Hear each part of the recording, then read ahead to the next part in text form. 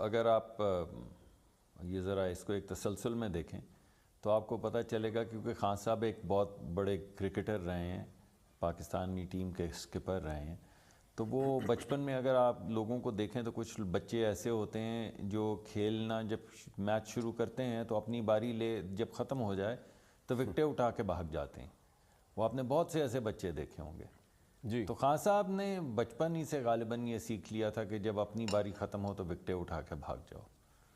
اور نہ صرف یہ بلکہ کسی حد تک ابھی آپ نے کچھ ہی دن پہلے آپ کو یاد ہوگا کہ سوشل میڈیا پہ انہوں نے ایک تحریک چلائی تھی جس میں تھا خان نہیں تو پاکستان نہیں، خاکم بدھن پاکستان نہیں. تو یہ بھی اسی بات کی غمازی کرتی ہے. اور آج بھی جو آپ کو نظر آیا وہ بالکل یہی بات نظر آئی. جو بات آج آپ کو نظر آئی، جو آپ نے خود آپ ارشاد فرما رہے تھے کہ وہاں پہ نعرے لگ رہے تھے کہ عمران خان کو رہا کرو، ان کی رہائی سے کے متعلق، تو ابھی جو نیگوشیشنز بھی ہو رہی تھی حکومت اور اپوزیشن کے درمیان، اس میں بھی پہلے 6 مہینے صرف ایک ہی نقطہ تھا، اور وہ یہ تھا کہ خان کو رہا کرو. باقی ساری باتیں جوڑو، آئین کو چھوڑو، قانون کو چھوڑو، بس خان کو رہا کرو. پھر اس کے بعد 1 مہینہ یہ بات چلتی رہی کہ خان کو نہیں، تمام سیاسی قیدیوں کو رہا کرو.